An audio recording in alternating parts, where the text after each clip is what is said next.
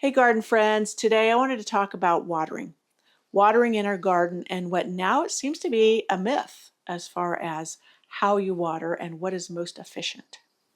So let's talk about this.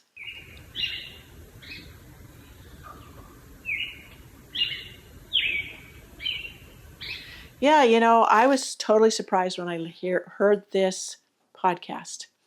And it was about drip irrigation and the adage of watering deeply but infrequently. You will hear that all the time because that's what's taught at extension offices. That's what taught widespread. You'll hear it here on YouTube for different gardeners. And come to find out, that is not the most efficient way to water. And the evidence of this comes from studies and research that have been done in Australia, Tasmania, and other places where they're having severe droughts. And they have thus found that what is called pulse watering is actually much more efficient and gets better results from your plants and their crops than the deeply and infrequently watering. So why? Why does it work better? Or before I even get there, what is pulse watering? Well, pulse watering is the same drip system, but instead of long but infrequent watering sessions, you use short bursts of time spread out through the day. So, for example, a 1 hour drip session once a week is, instead of the 1 hour completely together, you have like 4 15-minute increments during the day or 6 10-minute increments during the day. And that is set up with a timer to make it easier for you. But it uses much less water, they're finding, and they're getting much better results with the plants. Why? Well, the research is showing that when you have a drip system that drips for an hour, this is just an example, 1 hour once a week, that water, the drip, it may spread out on the surface a small bit, a little small circle, but then gravity drives it down deep. Now that's where people think that that's good because they say, oh, well, then the roots will go deeper. But we'll talk about why that isn't correct in a moment. But instead of going anywhere else, it goes straight down. So pulse watering, what it does is for 15 minutes, we'll give that example, it waters. It may only go down this deep. Say the other one went down 4 feet. This one only goes a foot, let's say, if that. And then it stops. And then later on in the day, another 15 minutes. Well, as that water drips in that spot, then it starts to move horizontally across the soil. So it's capillary action. So you're moistening a larger area and not having it just go down in like a tube down to the depths of the soil. Why is that better? And each time, I was going to say, I only got to the second one, but by the fourth increment, it really is spreading and it's going down. It may only go down 24 inches. So why has the water deeply and infrequently really caught on with a lot of people? Well, the myth is that the roots draw it up from the depths. And they're finding now that isn't accurate. It's not accurate at all. In fact, most plants and even most trees, they uptake their water from a shallower area of the soil. So the depth, they're not pulling up water from down deep. They're actually the feeder roots, which are finer than the taproot, is what is actually taking up the nutrients, taking up the water, and also there's where the microbes are, and that's where the oxygen is. And that's why it's taking it up from that area and not deeper down. And most gardeners, like we gardeners with our flowers, our perennials, our annuals, our vegetables, most of those plants do not get any deeper than 24 inches, their roots. They will not go any deeper. That's what they're biologically made to do, created to do. They don't go searching for that water. If they don't have it within the first 24 inches of soil, they're just going to keel over. So why is that important? So when you find out that the plants really don't go that deep, the roots, then why are you watering so deeply? And what happens to that water? It is wasted. That is why the pulse watering will improve your water efficiency, because what goes down is what is used only and is not just going away. And sometimes also the deep watering can flush nutrients out of the root zone. If you did it more like a sprinkler system, it would just water so much that it washes away, or it can have runoff, which is detrimental too. But with the drip, you just have this one line of water, and if it goes below the root zone of the plant, then it's wasted. So with the pulse watering, a flower farmer tested it, and she found that not only did her well not run dry, she saved so much water, but she was able to move her drip line, meaning she usually had them 6 inches apart, her drip line, and she would water deeply and infrequently. When she switched to the pulse watering, because the water moved laterally, she was able to take out half the drip lines. So instead of 6 inches apart, they were 12 inches apart. And everything got watered well.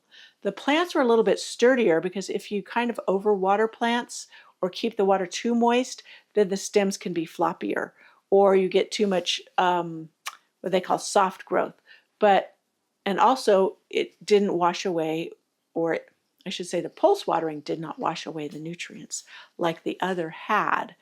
So yeah, if we are growing flowers, vegetables, perennials, annuals, none of those have a root system deeper than 24 inches. So to water deeply but infrequently is counterintuitive to how those plants grow and take up the water. So not only will you save on water usage, but you'll save on nutrients in the soil, because they're not getting washed away like they would with other watering methods. So this is true of even of plants who do develop deeper roots.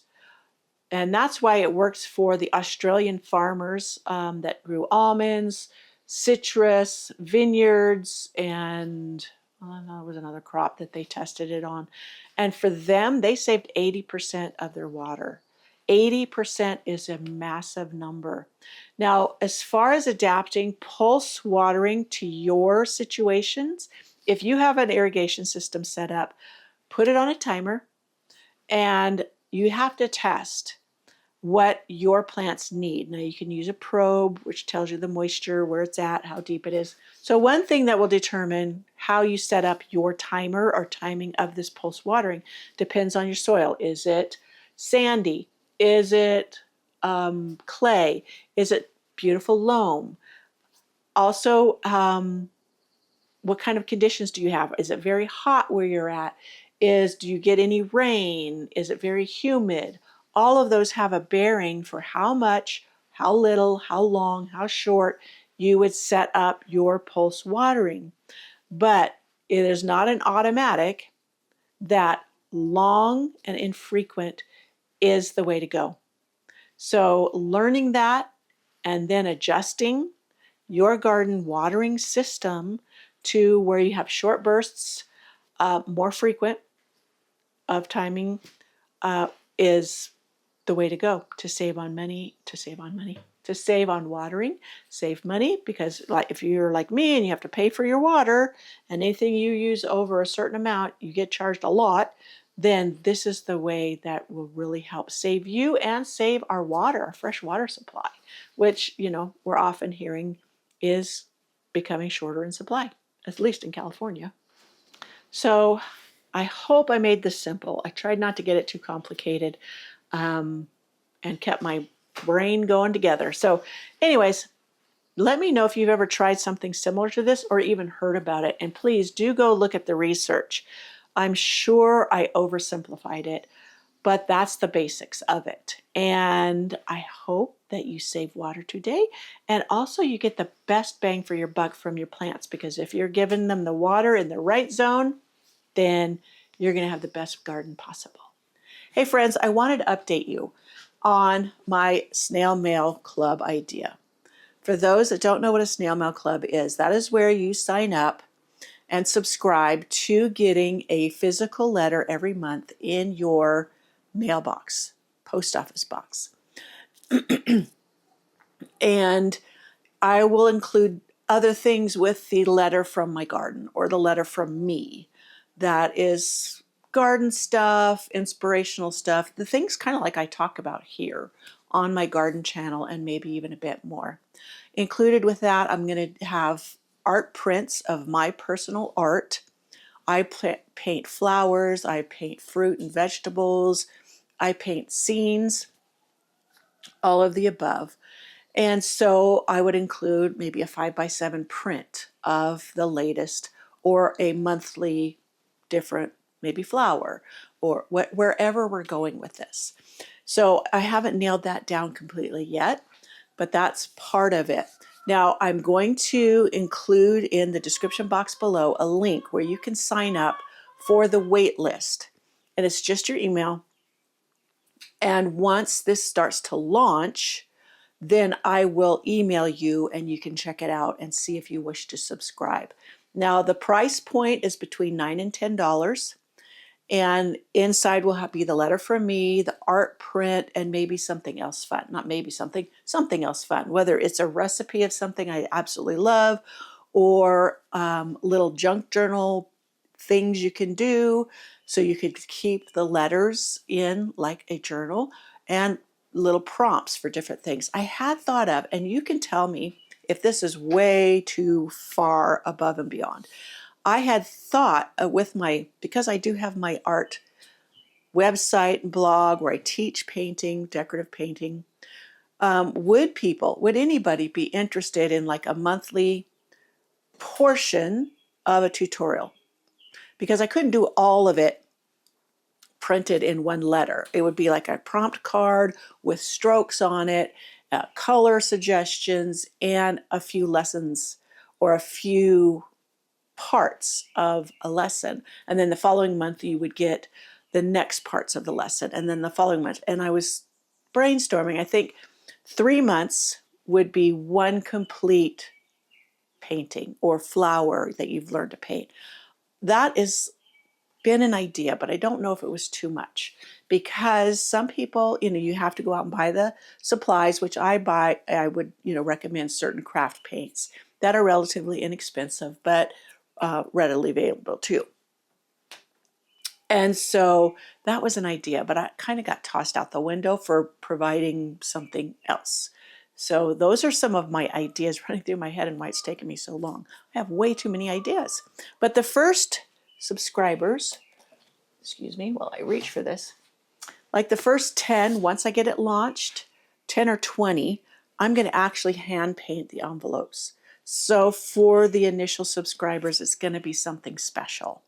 And it could be the lavender. I have also forget-me-nots painted on envelopes, etc. So I may do like first month all lavender envelopes. Second month, maybe all forget-me-nots. Third month on the envelopes, roses, something like that on the envelope. And you could actually cut this out and add it to a scrapbook or something. So those are my ideas. Like I said, I have not fully settled on one thing as far as the additions. For sure, art print and the letter. But the extra bonus, that has yet to be decided. So go ahead, sign up for the wait list. You are not obligated in any way. You will just be notified when I launch the first month. How's that? Okay. So, and if you have any ideas, that's great. So that would be wonderful. So I hope you join me for this little adventure, and come on back for my next video.